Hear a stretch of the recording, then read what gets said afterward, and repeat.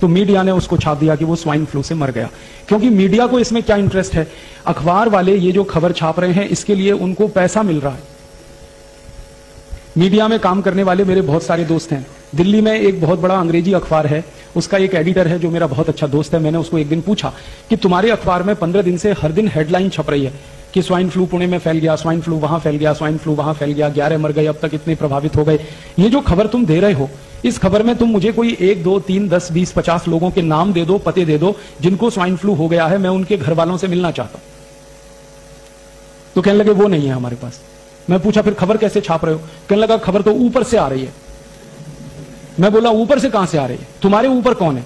तो उसने कहा मैं तो एडिटर हूं, लेकिन मेरे ऊपर अखबार का मालिक है। आप जानते हैं एडिटर मालिक के नीचे होता है। कहने लगा मालिक के यहां से खबर आ रही है और मालिक के यहां से यह आदेश आ रहा है कि यह पहले पेज पे खबर लगनी चाहिए और ऐसी जगह लगनी चाहिए जहां सबकी नजर पड़ती है। फिर मैंने पूछा इसमें खास बात क्या है जो पहले पेज पे लगनी चाहिए? तब उसने कहा इस खबर के साथ चेक भी आता है, ड्राफ्ट भी आता है, पैसे आते हैं, और जितने ज्यादा बड़े अमाउंट का चेक आता है उतने ही बोल्ड लेटर्स में हम इसको छापते हैं। फिर मैंने पूछा भाई तू ये बता कि कौन देता है ये चेक और ड्राफ्ट? तो उसने कहा एक कंपनी देती है। वो कंपनी कौन है? तो उसने तो मुझे नाम बता दिया, मैं नहीं बताऊंगा आपको। उसने कहा कि एक अमेरिका की कंपनी है, वो हमको चेक देती है, ड्राफ्ट देती है। उस कंपनी का क्या इंटरेस्ट है कि तुमको खबर छापने के लिए पैसा दे रही है? तब उसने मुझे बताया, मैं तो हैरान हो गया। उसने कहा कि ये सब खबर जो छप रही है अखबारों में ये प्रायोजित है। प्रायोजित खबर का मतलब समझते हैं? एडवर्टीजमेंट। जैसे जाहिरात छपता है ना, तो जाहिरात के रूप में खबर छपती है, खबर ही जाहिरात होती है। आप इस बात को समझ पा रहे हैं? खबर ही जाहिरात होती है और खबर को जाहिरात की तरह से छापा जाता है क्योंकि उसके लिए पैसा आता है। और जास्ती पैसा आता है तो पहले पेज पे छापते हैं, कम आता है दूसरे पेज पे छापते हैं, और कम आता है तीसरे पेज पे छापते हैं। किस पेज पर छपेगा वो पैसे से तय होता है। और ये जो एडिटर है ये कोई साधारण अखबार का एडिटर नहीं है, हिंदुस्तान में सबसे ज्यादा बिकने वाले अंग्रेजी अखबार का एडिटर है।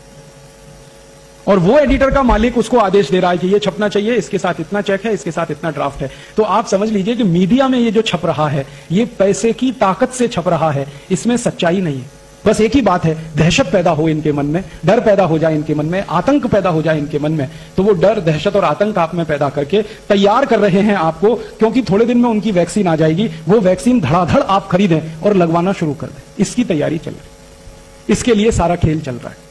मीडिया में 10, 20, 50 कोटि रुपए खर्च करके कंपनी हजारों कोटि का बिजनेस करने का सपना देख रही है। हाँ, यहां पे वैक्सीनेशन का काम ऐसे चलता है जैसे दूध और दही बेचने का काम चलता है। कि जैसा अभी बताया कि पत्नी का पति मर गया और उसके मन में इतनी दहशत और इतना डर कि उसने अपने पति के अंतिम शरीर को, माने आखिरी यात्रा को 5 फीट दूर से प्रणाम किया। माने दहशत इतनी जास्ती है कि जो धर्म पत्नी अपने पति के साथ सालों साल रही एक ही कमरे में, एक ही बिस्तर पर, जब उसको ये डर लग गया कि इसको स्वाइन फ्लू हुआ और उससे ये मर गया, तो दूर से ही उसने प्रणाम कर लिया। ये हद है, ये लिमिट क्रॉस हुई है डर की, दहशत की। और ये लिमिट क्रॉस कराने में मीडिया ने बड़ी ताकत लगाई है। मीडिया में 10, 20, 50 कोटि रुपए खर्च करके कंपनी हजारों कोटि का बिजनेस करने का सपना देख रही है। बेफिक्र रहिए, बिंदास रहिए। ये वायरस एक तो है नहीं, इसलिए आप मत घबराइए, आप मत डरिए। और आप घबराना बंद कर देंगे, डरना बंद कर देंगे तो आप दूसरों को ये बात कह सकेंगे, वो भी घबराना बंद कर देंगे, डरना बंद कर देंगे। हमारे देश की सरकार चलाने वाले नेता और मंत्री, उनको इस तरह की बल्क परचेज करने में करोड़ों रुपए की रिश्वत होती है।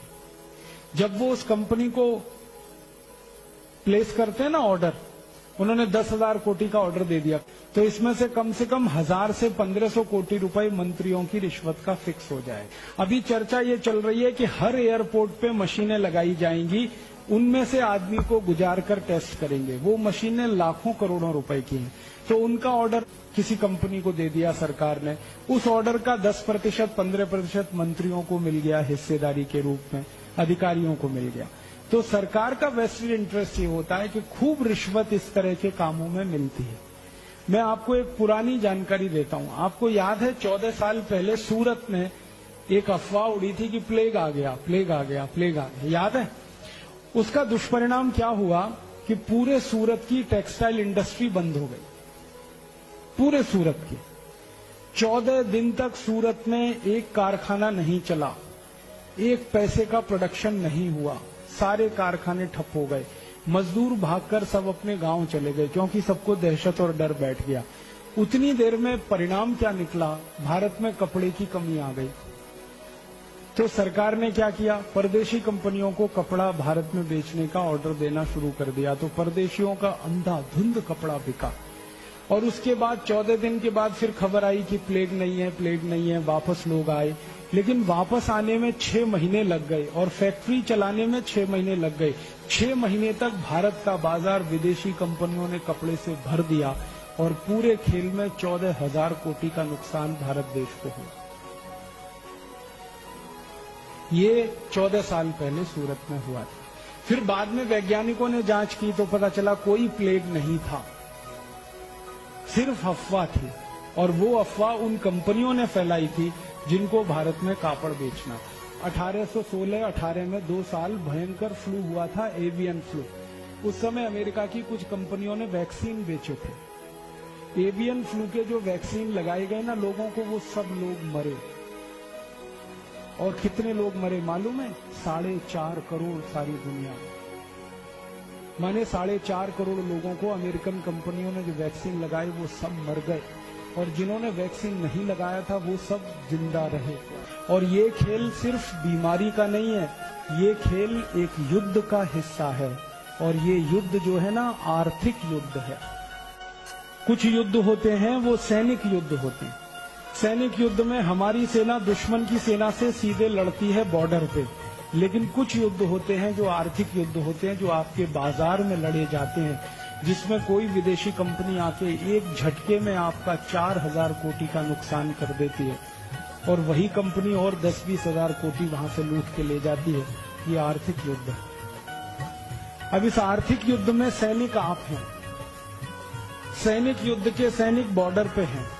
आर्मी के, एयरफोर्स के, नेवल फोर्स के सैनिक हैं। वो बॉर्डर पे देश की एक-एक इंच जमीन की रक्षा करने के लिए लड़ रहे हैं।